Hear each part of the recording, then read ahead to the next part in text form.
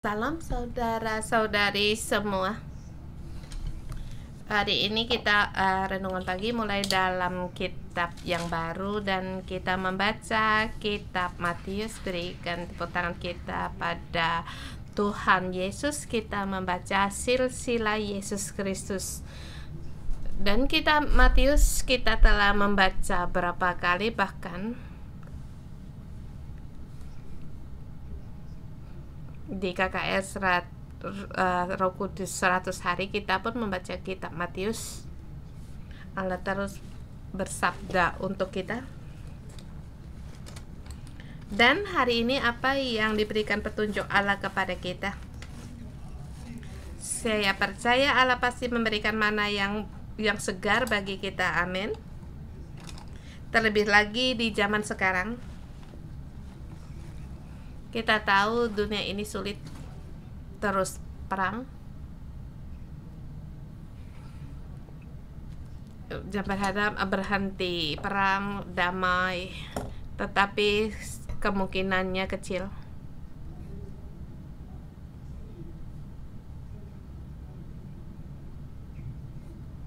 Kemarin Israel dengan Lebanon, dengan pemerintah mereka di situ akan menghentikan peperangan, akan berhenti perang 60 hari dan 60 terus memperbincangkan bagaimana untuk mendapatkan kesepakatan untuk damai.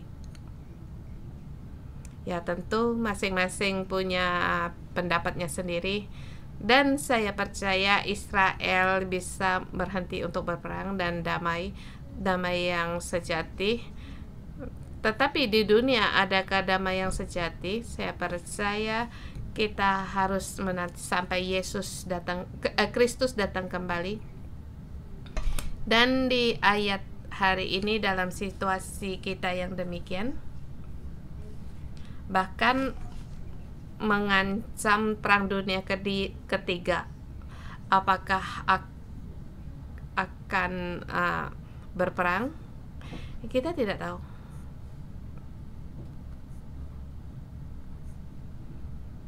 Dan apa yang Allah firmankan bagi kita, sesungguhnya saya merasa Allah menyuruh kita harus percaya kepada Allah dalam apapun yang terjadi. Allah tetap berkuasa, bahkan di zaman sekarang, zaman yang modern, zaman yang sangat penting. Kita membaca kitab Matius pasal pertama dengan tema tindakan anugerah keselamatan Allah yang sejak dahulu kala. Anugerah keselamatan Allah, tindakan ini tidak berhenti sampai sekarang.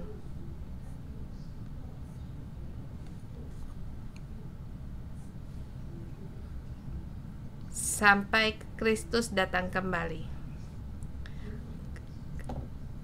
Kehendak Allah yang abadi Dia tidak lupa. Bahkan Allah tidak berhenti dan terus bekerja sejak Allah menciptakan Adam dan Hawa, permulaan sejarah manusia. Keselamatan penebusan Allah tidak berhenti, atau tegas lagi kita katakan dimulai dari kitab Kejadian pasal 1 ayat 1 sampai pada mulanya Allah menciptakan langit dan bumi. Kemudian sampai di ayat yang kedua, bumi belum berbentuk dan kosong, gelap gulita menutupi samudra raya. Jadi keselamatan penebusan Allah itu belum berhenti sampai sekarang. Dan jadi pasal 1 ayat 1 itu sangat penting menjadikan permulaan tema.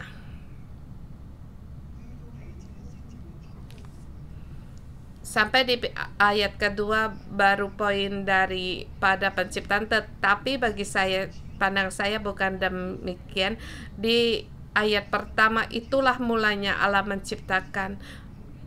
Awalnya juga Allah telah menciptakan malaikat dan juga dunia. Di antaranya Lucifer telah terjatuh dan sesungguhnya Allah tahu dan Dia Allah terus mencipta. Jadi di ayat kedua, bumi belum berbentuk dan kosong, gelap gulita menutupi samudra raya, dan roh Allah melayang-layang di atas permukaan air. Roh Allah yaitu firman Allah yang sedang bekerja, yang melayang-layang di atas permukaan air, dan mulai dari penebusan keselamatan. Yang saya maksud penebusan keselamatan bukan sesudah cara solusi untuk menyelesaikan.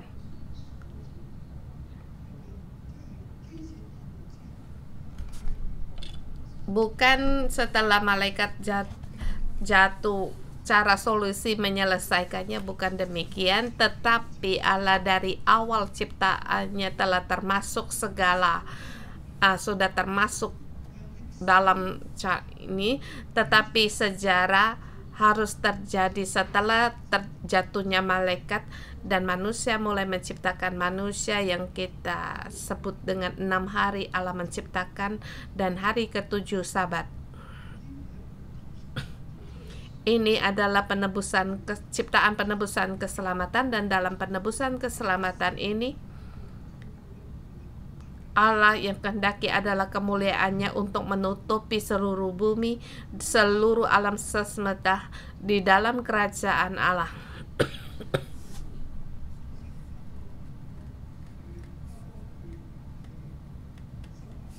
Tapi sayangnya Adam gagal. Dia digoda oleh ular dan meninggalkan Allah. Tetapi rancangan keselamatan Allah itu tidak berhenti dan terus menciptakan. Jadi sejak dari Adam, Hawa menjadi ibu dari banyak anak. Dia melahirkan ada Habal, Kain membunuh Habal, mereka meninggal. Allah yang penting bagi Allah dia meninggal. Ini rencana Allah. Sesungguhnya ini yang direncana, sesuatu yang manusia yang direncanakan Allah. Kemudian Allah memberi Kain pergi menggembala, kemudian Allah memberikan anugerahnya sampai melahirkan pada Set, sampai kita melihat sampai sekarang sampai pada Kristus, dan keselamatan Allah tidak berhenti. Dan dari segi ini saya merenungkan kitab Matius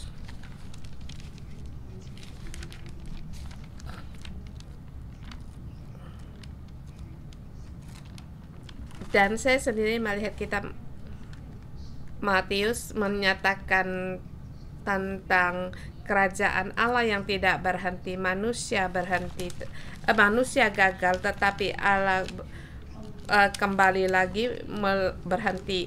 Dia tidak pernah berhenti untuk melakukan penebusan keselamatan sampai pada yang kekal, sampai pada Kristus datang kembali. Dan kita mulai melihat dalam Kristus ada 2 silsilah.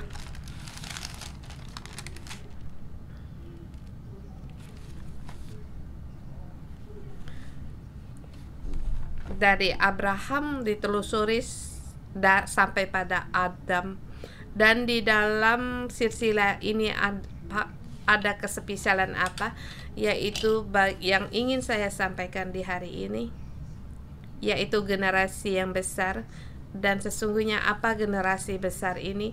Yaitu zaman kerajaan Allah atau era zaman kerajaan Allah. Dan kita bagi dalam 2 bagian. Ayat 1 sampai 17 itu poin yang pertama dan 18 itu poin yang kedua.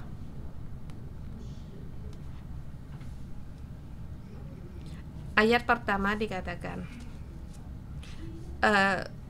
poin pertama itu menyatakan silsilah dari Kristus, dan poin yang kedua menyatakan kelahiran Kristus.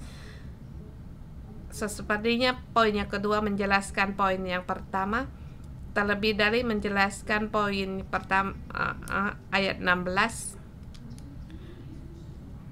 yang disebut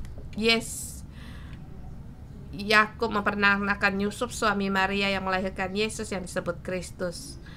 Dan bagaimana memperanakannya dimulai dari ayat 18, dan kesimpulan Maria melahirkan Kristus.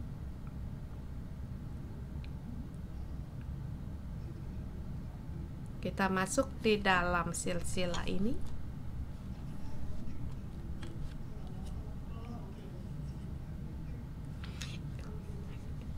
Inilah silsilah Yesus Kristus, anak Daud, anak Abraham.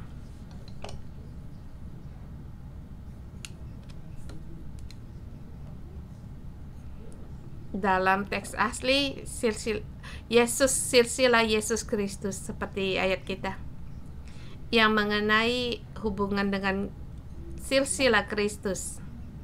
Dan Kristus bagaimana dia hadir, siapa ayahnya, nenek moyangnya siapa. Demikian dinyatakan di sini, dan kita tidak masuk secara teliti di dalam silsilah ini, sebab saya percaya kalian pun telah membaca berulang kali, dan saya pertama kali membaca waktu saya percaya Tuhan, jadi saya tidak mengerti, kemudian saya lewatkan saja. Saya umur 24 percaya Tuhan. Dulu waktu percaya Tuhan harus membaca Alkitab, dan saya membaca dari kitab Injil, dimulai dari kitab Matius pasal pertama baca sampai sekarang. Dan waktu itu membaca tidak mengerti, tapi setiap kali saya membaca, saya merasa Allah memberikan petunjuk yang baru. Sampai hari ini saya berumur 70 tahun, sudah 50 tahun yang lalu. Sekejap sepertinya sudah 50 tahun, sudah setengah abad. Cukup lama, tetapi tidak lama. 50 tahun itu cepat.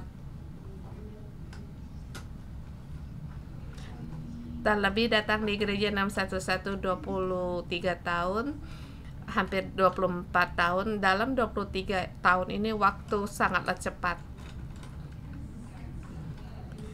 23 dikali 2, 46 dengan cepat. Dan hari-hari berikutnya akan lebih cepat lagi. Sibuk dan sangat nyata. Setiap hari di dalam kuasa tangan Allah, dan Allah kita sedang bekerja. Anugerah penebusan keselamatan Allah lagi bekerja, dan di sini di pasal ini mengatakan tentang Abraham. Abraham memperanakan Ishak, Ishak memperanakan Yakub, Yakub memperanakan Yehuda, dan saudara-saudaranya terus diikuti sampai pada di ayat ke-6. Isai memperanakan Raja Daud. Spesial disebutkan Raja Daud, raja. Dari Abraham sampai kepada Daud, yang memperanakan Raja Daud, kita baca dengan cepat.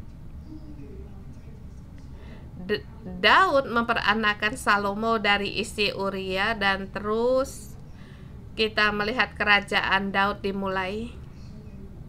Raja Daud, kerajaan Daud dimulai. Daud memperanakan Salomo, dan terus sampai pada ayat ke-10. Raja Hizkia memperanakan Manase, Manase memperanakan Amon, Amon memperanakan Yosia.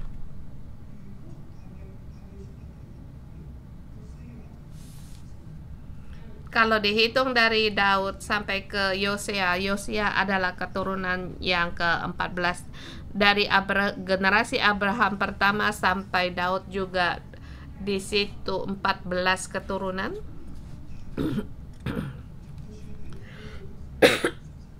Dan dari Daud sampai cucunya di Hizkia itu di generasi yang ke-14. Dalam generasi 14 keturunan ini satu hal yang terjadi yaitu di zaman Yosia, yaitu Amon memperanakkan Yosia, yaitu rakyat dibawa ke pembuangan ke Babel. Waktu Yosia dia di waktu ke pembuangan, dia memperanakkan Yehonya.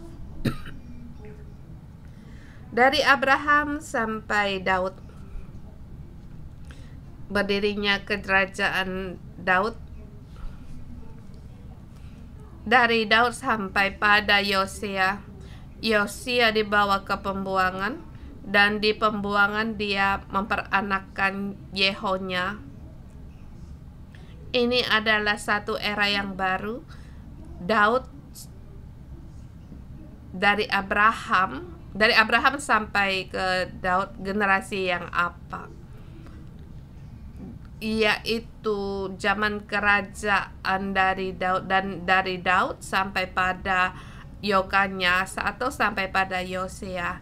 Yosia dia bawa ke pembuangan.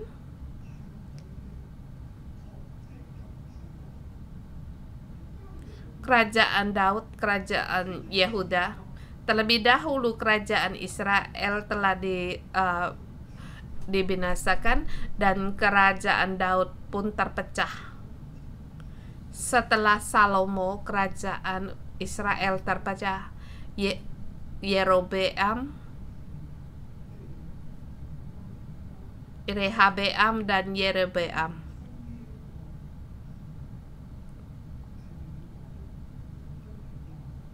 Yang memisahkan kerajaan Daud menjadi kerajaan utara dan selatan, dan kerajaan utara yaitu Yerobeam, dan kerajaan Yehuda selatan yaitu Rehabeam.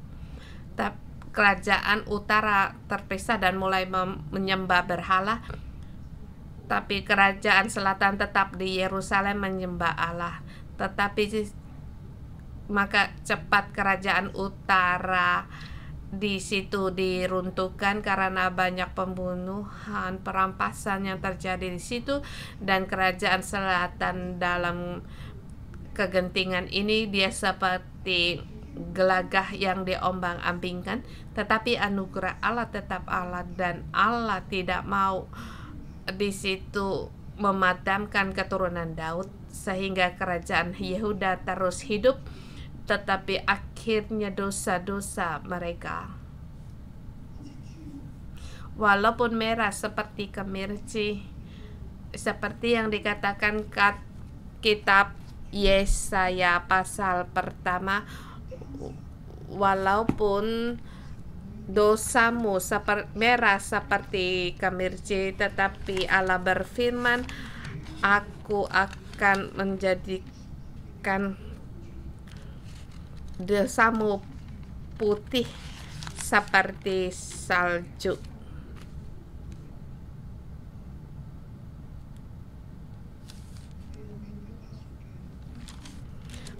Kerajaan utara menghadapi serangan dari Asyur.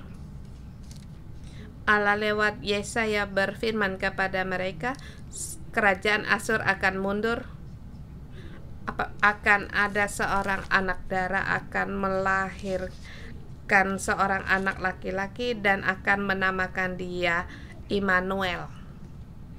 Pada saat belum lagi dia kejahatan ini, anak laki-laki yang dilahirkan oleh anak darah ini, sebelum dia dewasa, belum membedakan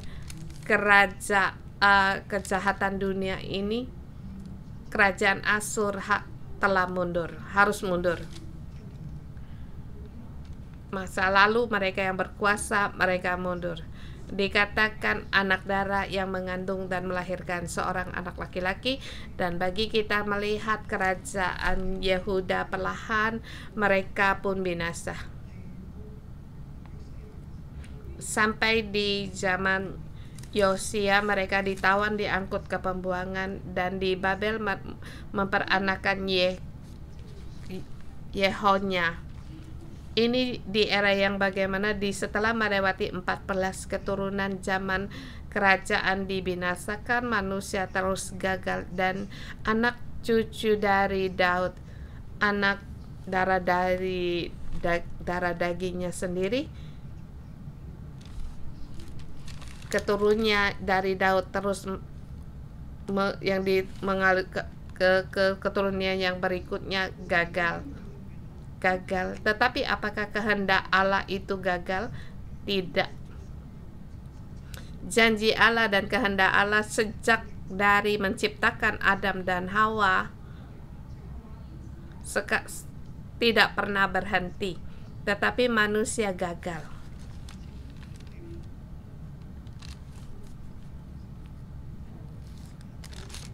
Kita lihat di ayat 12. Sesudah pembuangan ke Babel, Yekonya memperanakan Sealtiel. Kita kenal Sealtiel memperanakan Jerubabel. Maka sering-sering kita membaca Sealtiel, membaca Jerubabel bin Salatiel, dan terus kita baca Jerubabel adalah orang yang bawa pemulihan kembali dari pembuangan dari tempat ini, kembali dari membawa dalam pembuangan mereka kembali, dan dihitung dari Yehonya, yaitu sesudah dia dibawa ke pembuangan, yang memperanakkan Satiel. Dari Yehonya diperhitungkan sampai pada Yusuf. Yusuf adalah suaminya Maria di ayat 16, yang melahirkan Yesus yang disebut Kristus.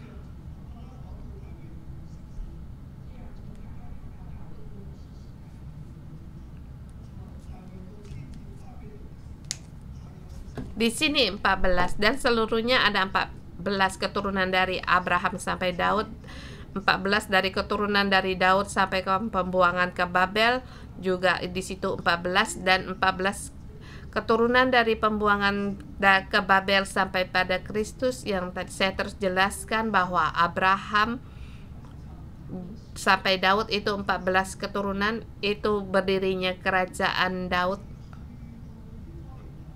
Daud sampai pada Yekonya atau ayahnya Yosia itu adalah juga di situ 14 keturunan, berdirinya kerajaan Daud. Kemudian kerajaan Yehuda mereka pun dibinasakan. Ini era yang besar. Kita melihat Allah memanggil Abraham meninggalkan Hanan sampai pada Kanaan. Dari Abraham sampai pada lahirnya Daud, berdirinya kerajaan Daud. Bahkan Allah menegakkan kerajaan Daud sampai selamanya. Dan kita melihat dari Daud sampai Yosia, kerajaan mereka runtuh.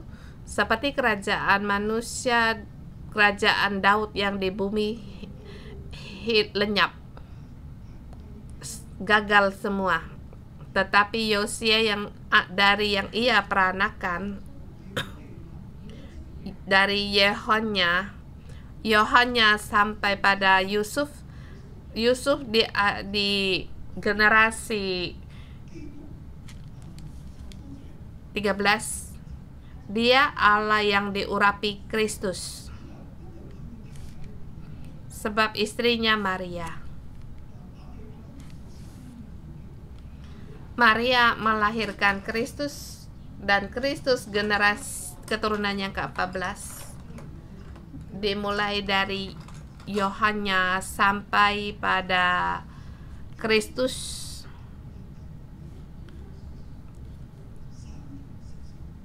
Di pasal yang pertama, poin yang pertama memperjelaskan ini.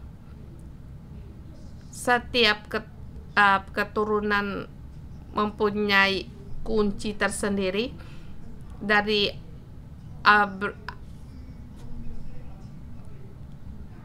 Abraham sampai Daud berdirinya kerajaan Daud, dari kerajaan Daud sampai kepada di Babel runtuhnya kerajaan, kemudian sampai pada Yohana, sampai pada Kristus 14 keturunan. Ini generasi yang bagaimana? Yaitu kerajaan Kristus. Zaman kerajaan Kristus, seperti Daud mendirikan kerajaannya, tetapi manusia pada gagal sebab karena dosa manusia. Dan sekarang Yesus datang, yang diurapi datang. Dan siapa yang diurapi itu? Silsilahnya ditelusuri sampai pada Abraham. Yang hendak dinyatakan di dalam silsilah ini bukan hanya Abraham, tetapi ini kerajaan Allah, dan Daud mendirikan kerajaan Daud, dan sampai di Yohana, sampai di Yosia sudah tidak ada, tapi sampai dari zaman Yohana sampai Kristus kembalinya di sini kerajaan Allah. Maka yang diberitakan oleh Kristus, yaitu kerajaan Allah sudah dekat. Maka dosamu walaupun merah seperti kemerci, tetapi aku akan menyucikan seperti putih seperti salju. Kalian harus mendengar, bertobat kembali dan masuk di dalam kerajaan Allah. Kerajaan Kristus telah datang, yaitu kerajaan Allah sendiri telah datang. 14 keturunan, dan kemudian kita melihat kerajaan Kristus datang. Di depan berdirinya kerajaan Daud, di mana ada persamaannya juga didirikan. Tetapi kerajaan Daud yang didirikan sampai pada di Yosia sudah tidak ada Allah, tetapi kembali Allah mendirikan dimulai dari Kristus. Dia lahir, dan kerajaan ini kerajaan yang bagaimana? Yaitu yang hendak disampaikan di seluruh kitab Matius, tentu termasuk kita. Sebab dengan demikian menyatakan sampai di Matius pasal 18, seluruh kuasa langit di bumi dan di langit semuanya telah diberikan kepada Kristus, dan menjadi muridnya Kristus harus bagaimana? Yaitu untuk bangkit, untuk memberitakan Injil. Jadikanlah muridku, jadilah segala bangsa menjadi muridku, dan baptislah mereka dalam nama Bapa, Putra, dan Roh Kudus. Sesungguhnya ini misi yang besar, yang bukan hanya untuk menginjilkan. Itu di pasal 28.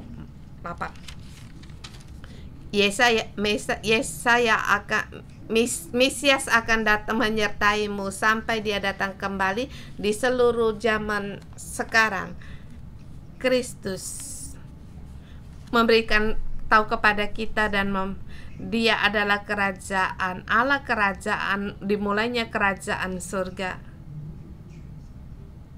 dan kita pun harus meneruskan kerajaan ini pada hidup kita, sebab Dia menyertai kita sampai selamanya, sampai pada akhir zaman. Daud mendirikan kerajaannya sampai Daud mendirikan kerajaan surga. Apa itu kerajaan surga? Bagi saya sendiri di kerajaan tradisi di tahun 2000 atau gereja ortodok. Bahkan saya pun waktu sekolah kuliah teologi tahun 89, di situ umur saya 30 tahun, sekolah teologi sampai pada 36 dan 37 mulai melayani. Bahkan dalam 10 tahun melayani sampai umur 47 tahun, saya sering-sering bertanya pada satu hal, apa itu kerajaan Allah? Dalam teologi kristologi bagaimana menerangkan tentang itu? Kalau melihat di kitab Injil mengenai tentang kerajaan Allah yang sering dibahas itu tentang perumpamaan. Tidak ada jawaban yang jelas. Semuanya perumpamaan.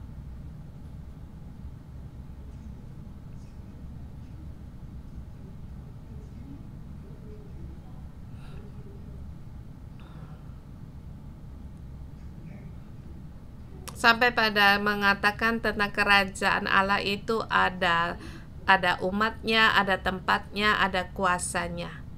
Apakah itu kerajaan surga? Belum ada yang menjelaskan. Saya merasa ini untuk sering direnungkan persoalan ini, dan saya juga membaca. Saya melihat apa yang ia pikirkan. Selain daripada masih ada pelajaran yang lain, apa itu kerajaan surga, tidak ada yang tahu. Pokoknya yang pentingnya itu kerajaan surga itu sangat penting, ada kuasanya, ada umatnya. Kita adalah umat kerajaan Allah. Mungkin saya sendiri yang tidak mengerti, tetapi sungguh sampai mendirikan gereja 611 saya mulai memahami.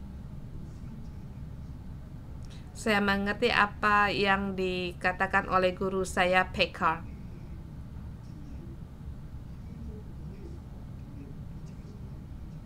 Tapi saya percaya Pekar belum sejelas semengerti apa yang saya mengerti sampai di sini. Kamu tidak usah tergesa-gesa, saya akan memberitahukanmu. Jadi saya khotbah hari ini sangat penting. Pekar memberikan satu konsep kerajaan yang penting dalam penginjilan teologi, itu sangat membawakan punya kekuatan, dan ia memberitahukan kepada kami kerajaan Allah ada yang bisa dilihat dan tidak ada yang tidak besar, yang tidak dapat dilihat itu adalah para jemaat yang dahulu percaya, yaitu nenek moyang kita dari Abraham. Bagi semua umat Allah, ini yang dilihat dari pandangan dari segi manusia, yang juga termasuk yang akan datang pada yang kekal bagi orang-orang yang diselamatkan, yang kita juga bagian daripada keselamatan ini yang tidak bisa dilihat, termasuk segala kuasa yang di alam semesta ini, termasuk alam dunia roh, atau alam gaib, termasuk Tuhan semesta alam yang tidak bisa dilihat, dan seluruh apa yang diciptakan Allah di alam semesta alam ini sejak dahulu, yang tidak kamu lihat, lagi pula kuasa Allah tidak bisa kamu lihat, yaitu kerajaan Allah yang tidak bisa kamu lihat, tidak bisa dilihat.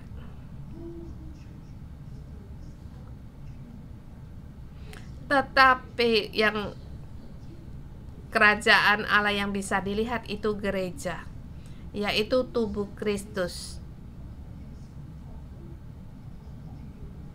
yaitu kerajaan Allah yang tidak dapat dilihat, bagian yang bisa dilihat. Dan bagi saya membawa pengaruh yang besar. Rupanya gereja dan kita adalah jemaat yang menyatakan kerajaan Allah yang di bumi.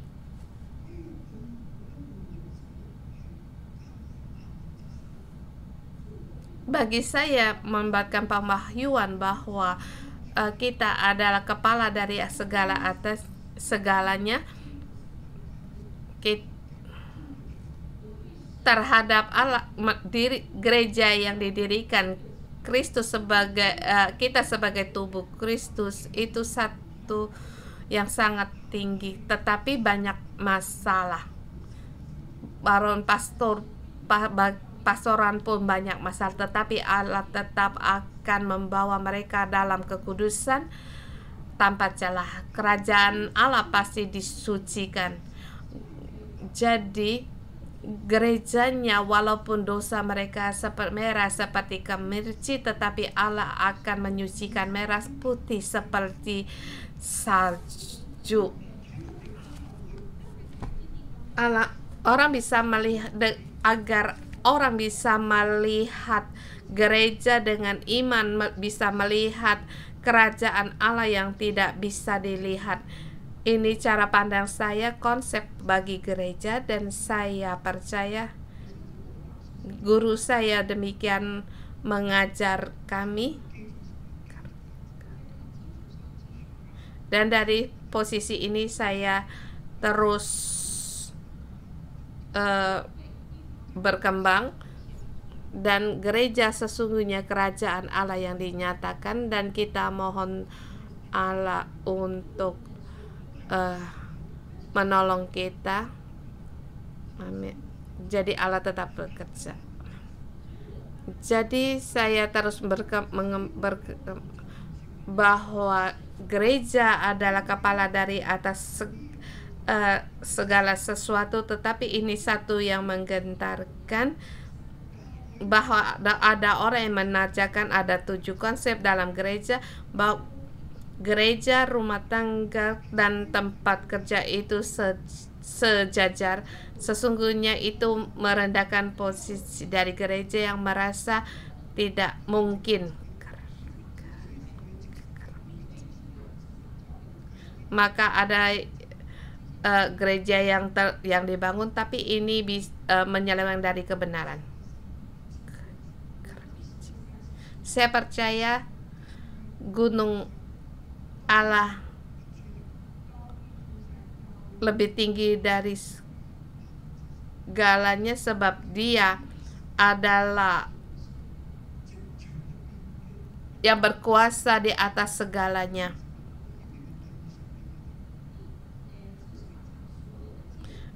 Di bumi ini segala pekerjaan itu menyatakan itu adalah barang-barang yang di bumi, material yang di bumi. Pendidikan juga, yaitu pendidikan yang di bumi. Hanya gunung Allah, Dia gunung yang tertinggi. Dan hari ini gunung Allah juga mempengaruhi pendidikan. Jadi kami mendirikan pendidikan pohon kehidupan, bukan pendidikan mempengaruhi gereja, bukan menggunakan dari segi pendidikan untuk mengaji Alkitab. Firman Allah itu dari Sion, bukan dari dunia. Gunung Allah, gunung yang tertinggi, dan saya tetap berpegang pada ini.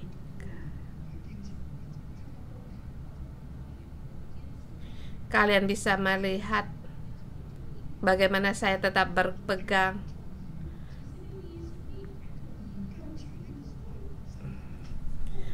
Gereja 611 tidak mengikuti arus dunia, tetapi mengikuti kebenaran. Saya telah menjelaskan cukup banyak, kita harus kembali. Kerajaan Allah dinyatakan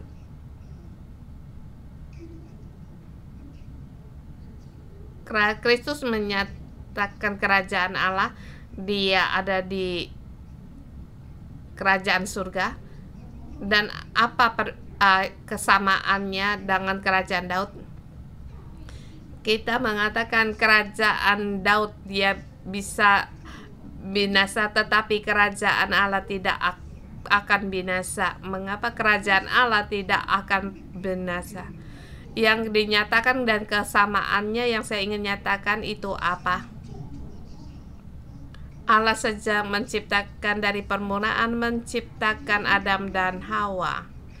Dia sesungguhnya mempunyai rencana yang bukan dengan tergesa-gesa, tetapi yang awal dari rancangan ini, yang dari sejarah telah dirancanakan.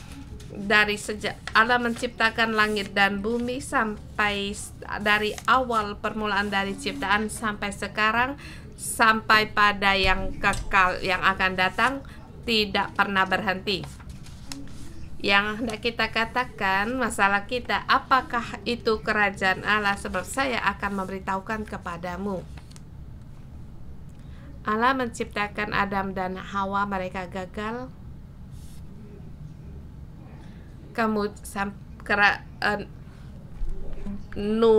Di zamannya Nuh datangnya air bah, dan di situ ada Baterah juga di situ menyatakan ada maknanya sendiri, sampai pada mereka di sini dibawa kepada di zaman yang baru. Allah dalam dari Abraham, memilih Abraham, rencana Allah untuk keselamatan dari zamannya Nuh. Ada Abraham, Allah memilih Abraham waktu itu untuk meninggalkan tempat ini, untuk pergi ke tempat yang aku tunjukkan dan menjadikan kamu satu bangsa yang besar. Bangsa-bangsa akan diberkati oleh karena kamu akan pasti akan besar, dan anak cucumu akan menjadi keluarga satu bangsa yang besar dan memberkati bangsa-bangsa. Abraham percaya, kemudian Allah pun bekerja sampai di Kanaan. Setelah sampai di Kanaan, dia di situ membuat mezbah, dan di situ ada Pak mezbah, dan kami pun ke sana terus mencari tempat itu untuk berdoa. Di situ kekuatan Allah turun,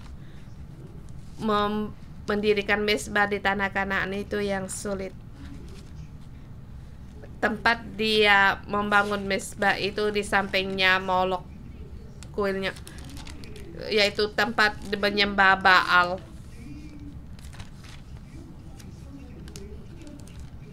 Kamu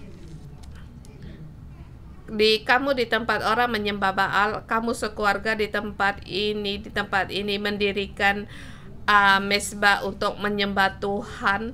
Satu pernyataan iman yang kuat, dan Allah tetap memakai dia. Sampai pada akhirnya anak-anaknya di Mesir, Allah membawa umatnya keluar dari Mesir. Di Gunung Sinai mengikat perjanjian dengan mereka, dan Allah berfirman kepada mereka, Aku membawa kamu keluar dari Mesir, dan aku menggendongmu seperti raja wali, memikulmu seperti raja wali di atas punggungku, membawa kamu keluar kamu mendengar segala dan melakukan segala ketetapanku, aku mengikat janji bagimu dan engkau menjadi kesayanganku di atas seluruh bumi. Di sini kamu lihat konsep dari kepala dari segalanya. Kamu berharga di atas seluruh bumi, sebab seluruh bumi adalah milikku, dan aku telah mendukung kamu di atas jasa Raja Wali dan membawa kamu kepadaku, dan kamu menjadi yang berharga bagiku, yaitu kamu sendiri milikku, menjadi kesayangan di antara segala bangsa. Kamu akan menjadi kerajaan imam dan bangsa yang kudus. Kerajaan imam. Sesungguhnya kerajaan Allah rupanya adalah kerajaan imam. Di dalam kerajaan Allah semua adalah imam.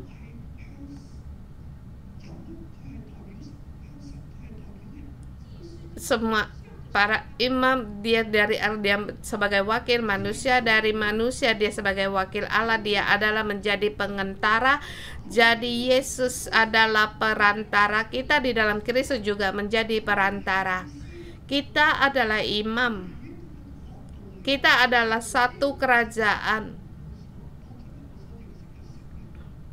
Jadi sampai sini yang kerajaan Allah yang saya kenal. Kerajaan Allah membawa segala umat kembali kepada Allah. Di dalam kerajaan Allah, semua orang dosa mereka mendapatkan pengampunan, dan kerajaan Allah adalah imam dan juga kerajaan pohon kehidupan. Setiap musim dia dengan menghasilkan buah dan daunnya tidak pernah kering, tidak pernah layu, dan tidak ada lagi yang laknat di situ. Pohon kehidupan menghapuskan dosa, dan juga ada pohon kehidupan siang malam dia melayani Allah. Imam juga siang malam melayani Allah. Kita hari ini renungan pagi juga melayani Allah. Saudara-saudari semua, saya membawa renungan pagi bukan untuk melayani kalian, bukan untuk membawakan khotbah, bukan, tetapi saya membawa renungan pagi. Saya terus menerima petunjuk dari Allah. Saya mendapatkan pewahyuan dari Allah, dan yaitu melayani Roh Kudus. Roh Kudus, adakah firman yang engkau berikan kepada aku setiap pagi? Aku mau mendengar, hanya meminjam telinga kalian untuk ada pihak yang mendengar. Roh Kudus berfirman untuk di zaman sekarang. Saya menerima ini seperti saya demikian. Saya semakin sambil menerangkan, semakin mendapatkan pewahyuan yang Allah berikan kepada aku. Jadi kita setiap hari ada mana yang segar.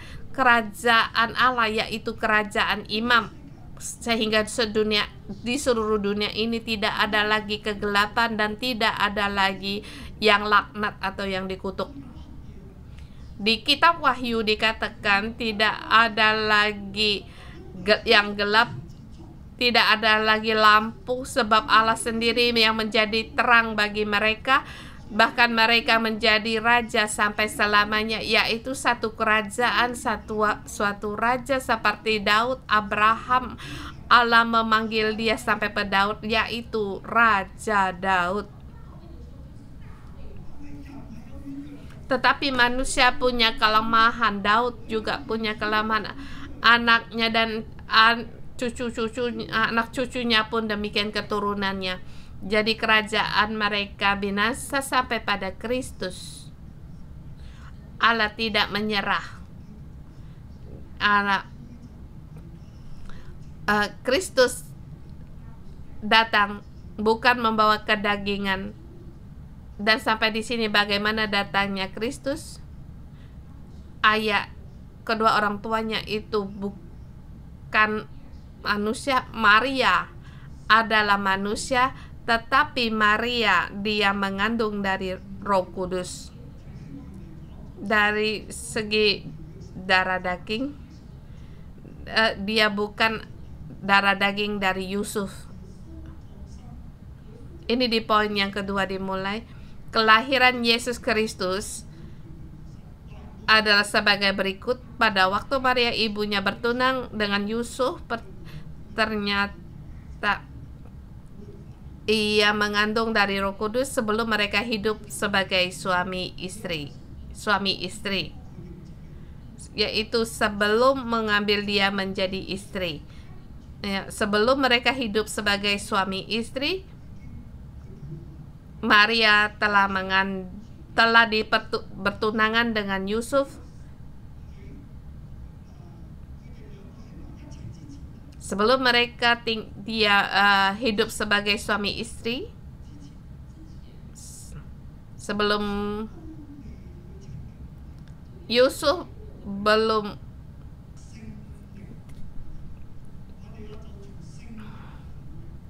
maka di sini Maria mengandung dari Roh Kudus.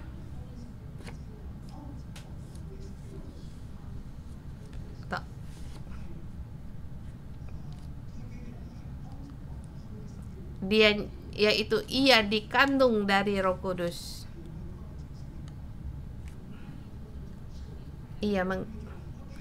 Dan suaminya melihat demikian, dia mengandung,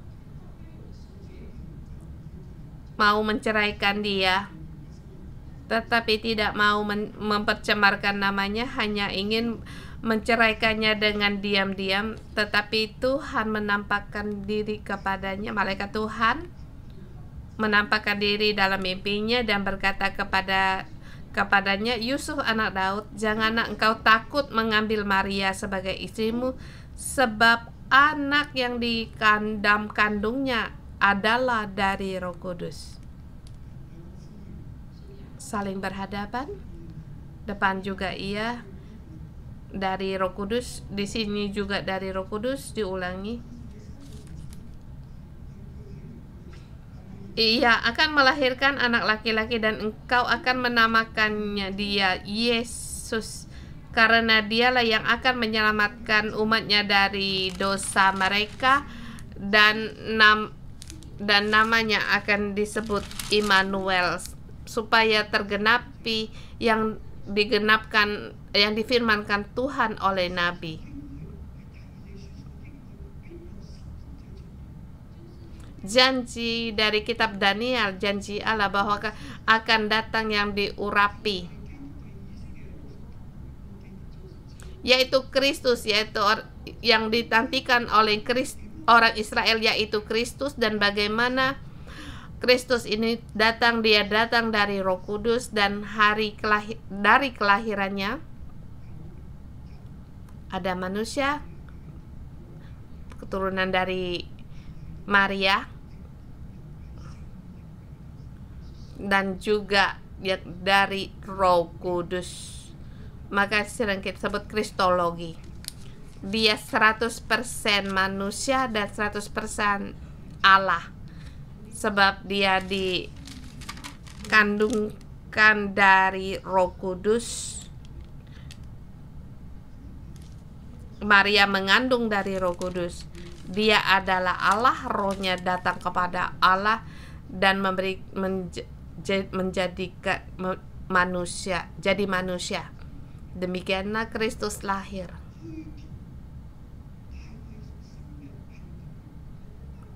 Yang diperanakan Daud beda.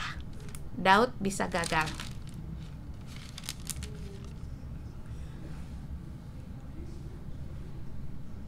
Bahkan sampai di Yosia mereka diangkut ke pembuangan, tetapi dari Kristus yang dari sang yang diurapi, dari sejak dulu dari Allah, sejak dari dahulu kala, sejak dari Abraham sampai pada perjanjian di Gunung Sinai, mengikat perjanjian dari anak cucu Abraham, mengikat perjanjian di Gunung Sinai menjadi umat kerajaan Allah, umat yang kudus.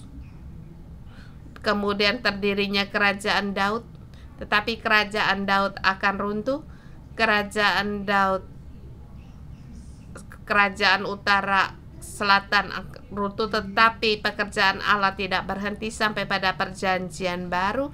Allah menjadikan Maria mengandung istrinya Yusuf, ditelusuri sampai pada keturunan Daud. Dia punya keturunan raja dan kedudukan raja. Dia adalah raja, dia juga adalah Allah dan mendirikan kerajaan Allah. Maka terdirilah kerajaan Allah yang berbeda dengan kerajaan manusia. Kerajaan manusia akan gagal, tetapi kerajaan Allah abadi sampai selamanya dan kehendak Allah akan terjadi. Saudara semua, poin utama yaitu kamu dan aku ada di dalam Kristus yang datang dari Roh Kudus. Dia mendirikan kerajaan Allah, kita berdiri di dalam kerajaan Allah. Kita setiap orang adalah pohon kehidupan, dan kita juga adalah kerajaan imam, the kingdom of praise, salah satunya. Kita adalah kerajaan yang kudus, yaitu kerajaan Allah, dan seluruhnya milik Allah. Yang hendak kita kerjakan yaitu memuridkan bangsa-bangsa. Yang hendak kita kerjakan yaitu menghapus segala yang laknat.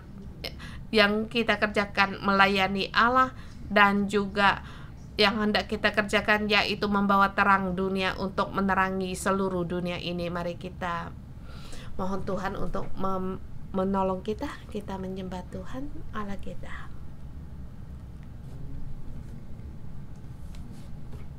Haleluya.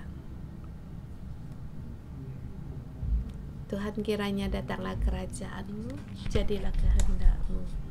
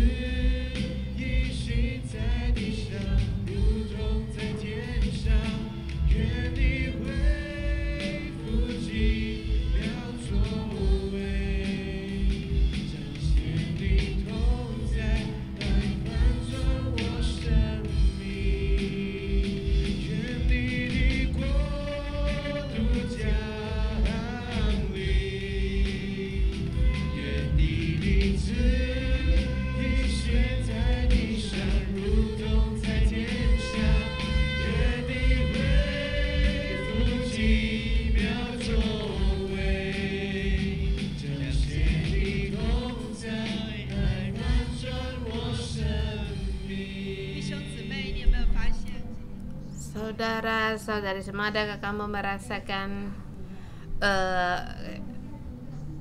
message hari ini sungguh besar, sungguhlah besar. Berbeda dengan cara kita membaca, tetapi yang disampaikan oleh Pastor Joshua itu sungguh luas. Mari kita Kita berdoa dengan bahasa roh agar kiranya kita masuk dalam kebenaran seperti yang bagaimana yang disampaikan oleh Pastor Joshua.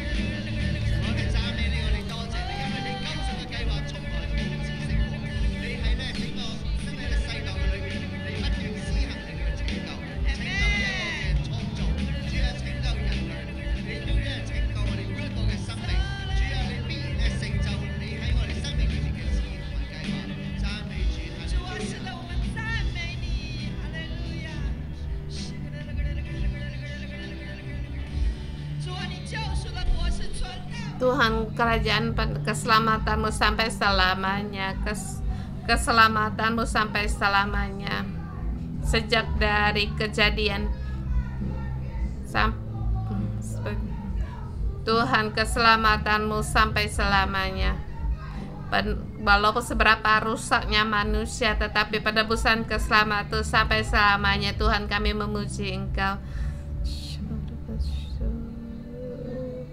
Tuhan, kerajaanmu sampai selamanya, dan di dalam kami ada bagian ini keselamatan yang abadi, dan juga pekerjaan menyelamatkan kami tak pernah berhenti. Dan kami, walaupun manusia gagal, tetapi di dalam Kristus kami tidak pernah gagal, sebab ada Engkau, dan rencana keselamatanmu tidak pernah gagal. Dan juga kami memuji Engkau terhadap keselamatan Tuhan. Kami dikuduskan, kami bersyukur kepada Engkau Tuhan. Kami memuji Engkau, kami dipilih di dalam kerajaan Allah. Kami adalah imam, dan kami mengalami keselamatan darimu, penebusanmu, kesembuhan darimu, dan kami deklarasikan setiap hidup kami dibangun menjadi pohon kehidupan, dan setiap orang selalu menikmati buah sorgawi darimu. Tuhan, kami memuji Engkau. Terima kasih Tuhan, Engkau memilih kami sebagai imam kerajaan. Kami adalah pohon kehidupan, kan kami di bumi membawa segala sesuatu untuk kembali kepada Engkau. Tuhan, kami hendak membuang, dan kami mewakil Allah sendiri, membawa di bumi ini, membawa terang-Mu untuk menyinarkan segala kutukan, dan di bumi ini kami membawa misi dari Engkau.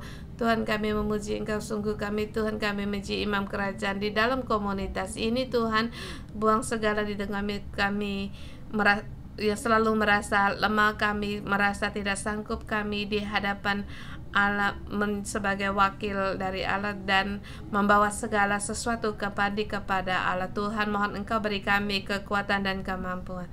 Tuhan, mohon Roh Kudus berjalan di tengah-tengah kami. Tuhan Yesus, Engkau adalah yang dikandung dari Roh Kudus. Engkau datang dari Roh Kudus, Engkau berjalan di tengah-tengah kami, agar sebagai status kami sebagai raja, hidup sebagai raja kami hidupkan. Tuhan, kami tahu di antara saudara saya sendiri, dan termasuk saya sendiri, Tuhan, kami sedikit tidak merasakan kami sebagai raja dan berkuasa bersama Engkau. Yang kami lihat di tangan kami seberapa banyak buku simpanan kami masih berapa. Tuhan, yang itulah yang kami lihat. Tuhan, dimanapun kami berada, kami menyambut Engkau. Roh Kudus, kami menyambut Engkau. Haleluya.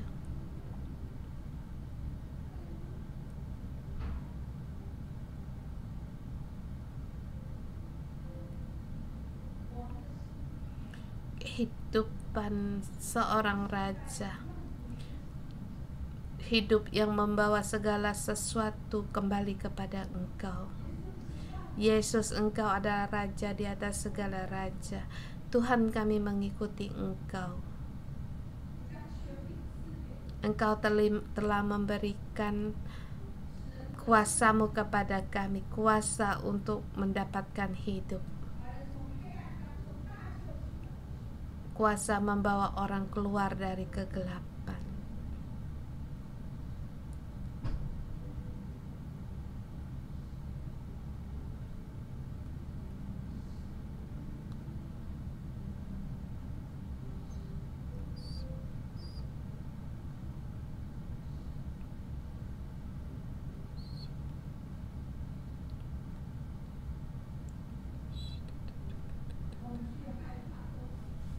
Segala ketakutan pergi dari kami, tidak percaya diri juga Engkau buang. Tuhan, Engkau adalah Raja, dan Engkau pun, kami juga Raja, kami kerajaan-Mu yang kudus. Roh Kudus, Engkau penuhilah kami. Di dalam kehidupan kami, kegelapan yang tidak dapat melihat terang, yang memalukan, menyembunyikan, menutup-nutupi, semuanya ini Tuhan Engkau buang.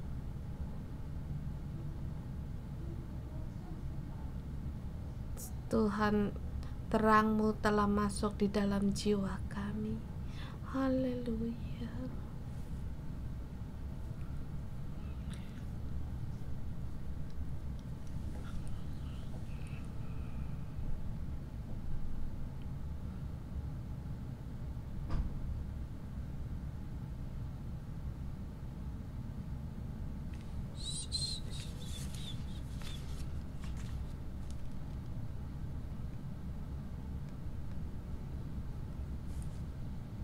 Tuhan, terang-Mu masuk di dalam hati sanubariku.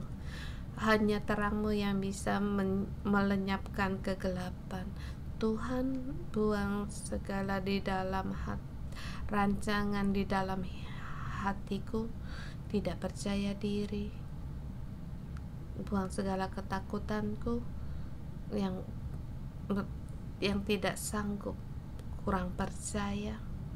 Tuhan, aku melihat diriku sangatlah kecil, tak pernah terpikir menerima bahwa aku adalah kerajaan iman. Aku punya status sebagai raja, sebab di dalam saya merasa saya tidak mampu, tidak berdaya, bahkan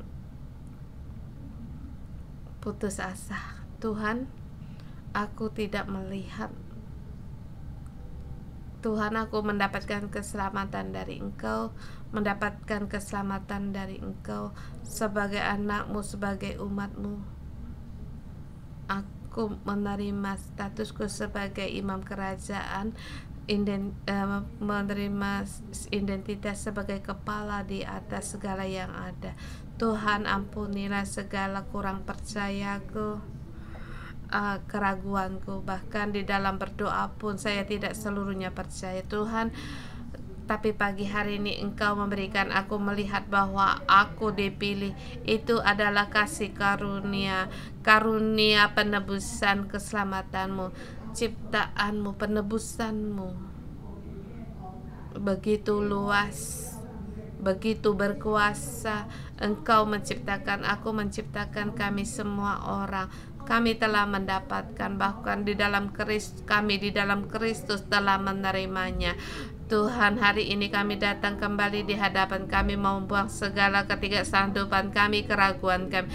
Tetapi aku mau menerima kuasa dari-Mu, iman dan kekuatan dari Engkau. Saudara semua, kita sebagai imam kerajaan, kita berdoa. Saya mengundang kalian untuk berdoa untuk perang dunia ini, baik itu Israel atau Ukraina. Kita berdoa. Saudara, kita berdoa juga. Kita punya pendidikan pohon kehidupan. Kita juga dari gereja, dari kerajaan Allah bisa membawa orang untuk kembali ke pertobatan. Kita ingin menanam pohon kehidupan sampai di mana? Untuk perluas perkembangan ini, kamu berdoa.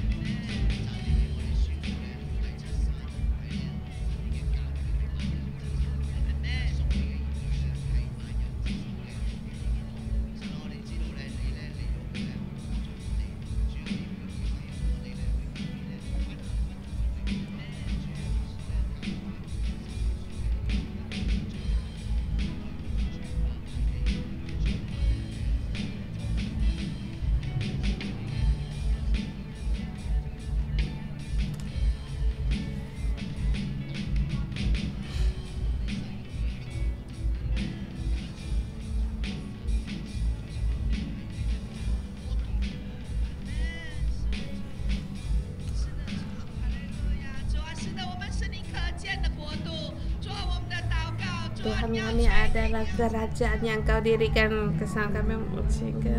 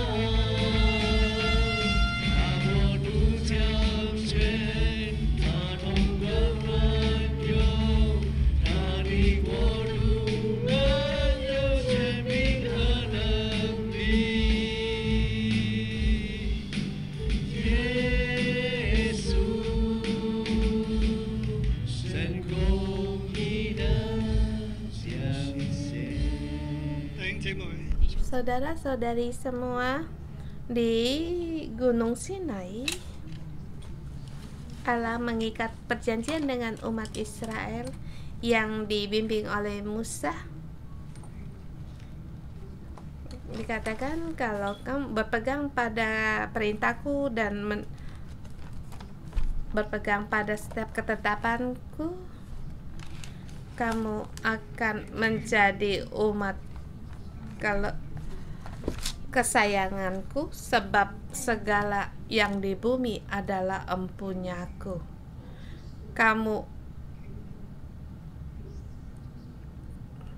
Jika kamu sungguh-sungguh mendengar firmanku dan berpegang pada perjanjianku, maka kamu akan menjadi kesayanganku sendiri di antara segala bangsa, sebab akulah yang empunya seluruh bumi.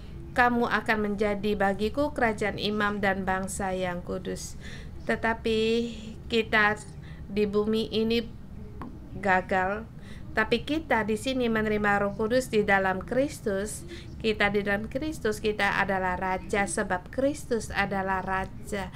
Di perjanjian baru, 1 Petrus kerajaan imam yang poin utama yaitu iman, sebab di zaman perjanjian baru tidak ada lagi jabatan imam, tidak lagi di bait suci memberikan persembahan, dan yang dikerjakan oleh imam masih tetap ada. Walaupun kita tidak lagi di Yerusalem sebagai jabatan imam, tetapi di tempat di mana tempat yang Allah berikan kita tetap menjalankan tugas kita sebagai imam. Dan kita tetap membawa tugas sebagai imam, dan jabatan ini ada pada kita. Dan ini adalah poin kerajaan imam. Kita dengan identitas kita, jabatan kita sebagai imam, dan juga kita sebagai raja. Kita seperti raja kita di dalam Kristus. Kita pun bersama dengan Kristus menjadi raja. Ini arti bersama Kristus menjadi raja. Kita bangkit bersama di dalam Kristus, terus meneruskan keselamatan Allah, dan kita terima keselamatan ini, keselamatan penebusan ini, dan kita teruskan, kita sampaikan di seluruh dunia, yang kita sebut dengan pohon kehidupan, sehingga nama Tuhan diagungkan. Iblis berkata, Adam Hawa gagal, Israel gagal, Daud pun gagal, tetapi pohon kehidupan, Kristus mendapatkan kemuliaan. Kita di dalam Kristus bangkit menjadi imam, sehingga nama Allah diagungkan, punya kehidupan sebagai imam, ditebus, dan juga memberikan keselamatan. Kita di bawah pohon kehidupan ini, kita pejamkan mata. Aku dalam nama Yesus Kristus mendeklarasikan, dalam Kristus, dalam pencurahan Roh Kudus dan bimbing Roh Kudus, bagaimana Engkau Kristus datang di bumi sebagai 100% manusia, 100% Allah, sebagai yang diutus Mesias, agar dosa-dosa mereka disembuhkan. Bersamaan juga hari ini Tuhan, Engkau mengurapi kami.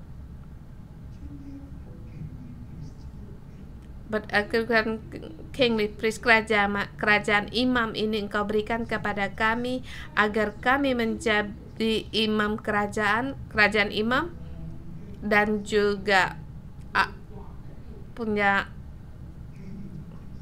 sebagai raja, menjadi imam, menerima penebusan, keselamatan, menebus bumi ini. Tuhan, mohon Engkau tolong kami, agar nama Engkau diagungkan, dipermuliakan, Engkau di dalam hidup kami, hendaklah tergenapi di dalam kehidupan kami. Kami bisa gagal, tetapi Engkau Allah tidak pernah gagal. Roh Kudus tidak akan pernah gagal, dan kiranya kami terus berpegang pada kasih karunia-Mu ini, agar Engkau dipermuliakan, agar kemuliaan kehendak-Mu terjadi. Roh Kudus, pakailah kami, urapilah kami seperti Engkau mengurapi Kristus. Ya, roh yang diterima dari Bapa yang tidak terbatas. Aku dalam nama Tuhan Yesus, saya deklarasikan Gereja 611, setiap saudara-saudari, Roh Kudus yang kita terima dari Allah juga tidak terbatas.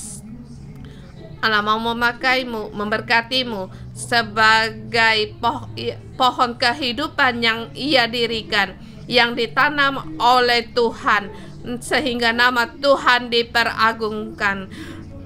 Puji-pujian dan akan bertumbuh dari dalammu, dan Engkau juga di situ menumbuhkan pujian-pujian dalam nama Tuhan Yesus. Dalam segala hal juga Engkau dibuat berhasil, sehingga nama Tuhan dipermuliakan. Haleluya, segala kemuliaan bagi Tuhan. Kita renung pagi sampai di sini.